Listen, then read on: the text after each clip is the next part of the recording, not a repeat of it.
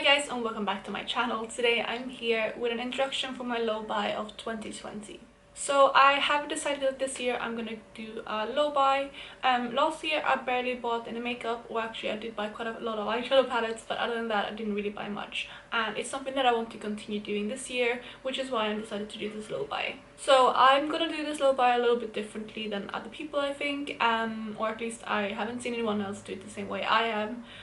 Because what I'm decided to do is I'm gonna do sort of like a project pan, like the old school project 10 pan, if you remember those, where you had to use up 10 items before you could buy something else. I'm not gonna do it exactly like that. I'm gonna do it that for every 5 products I use up, I can buy 1 product. So for example, once I have 5 empties, and if there's something that I really want to buy, I can buy that after using up those 5 empties. I was kind of going back and forth if this was going to include declutters as well, and I had decided that it is going to include declutters as well. I don't foresee myself doing a massive declutter anytime soon, but I think this is a good way for me to, for example, if I want to really buy a new blush, I maybe have to get rid of something similar in my collection already in order to buy that blush, if that makes sense.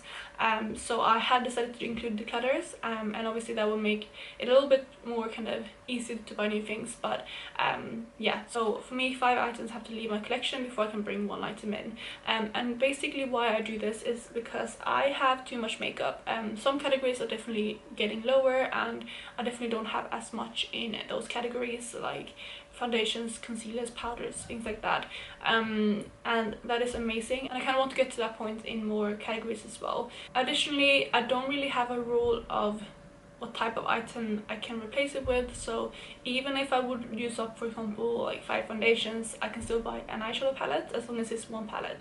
I know that kind of may not be completely like equal with how long it will take to use up and what type of products I have in my collection, but I just feel like that will give me a bit more freedom. But I still have to get rid of 5 items completely in my collection before I can buy that 1 eyeshadow palette, for example. Additionally, I have 1 exception. So when it comes to items that I don't have multiples of, or for example like concealers, I don't have very many concealers at the moment. I have 1 that I'm using, and it's the only one that is light enough to suit me in winter time. I have, I think, 2 or 3 more that is more summer shades, and those are something that I want to focus on later on. But if, for example, now I run out of my concealer and I don't have anything else that matches me, I am allowed to buy something new to replace that concealer, and it's not counted into my numbers, and that is just simply because I need that. Same with mascaras. I can only have 1 mascara at a time, but I can replace that when I use it up, because I do have, I think, 2 backup mascaras or 1 backup mascara at the moment. So once I used up all of my backups, I can purchase a new one, but I can't really go out and buy something else before I use up all the ones that I have. So I really hope that makes sense. I just think this is going to be great for me because I really do want to narrow down my collection and just have things that I love.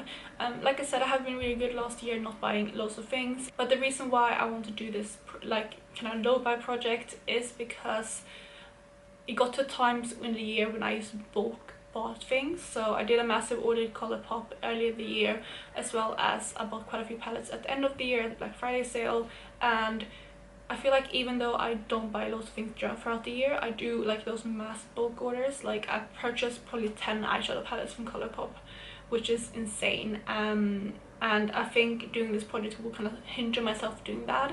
There's some eyeshadow palettes from Colourpop in particular that I really want to pick up, and I feel like I would have been very kind of inclined to do one of those massive orders again. Doing it this way, I will either be able to do like a smaller order with items that I've like kind of used up. So if I have 15 items used up, I can buy 3 new eyeshadow palettes, things like that. So I think this is just really going to kind of keep me in control, and I'm very kind of motivated by things like this, so I reckon this will kind of help me with my project pans as well, because one of my other goals this year is to use up more items through project pan, because I was lacking quite a bit on my project pan last year, and I just really want to kind of continue doing that and continue doing more projects and basically just get things out of my collections. So that's going to be the main point of this video. I have decided that I will update you quarterly with kind of updates on what I used up, decluttered, and also what I brought in to replace those.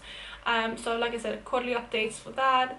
If you want to see them more often, let me know, but I think quarterly would be good because I don't think I'll be used up 5 products in a month, so I think quarterly would be good.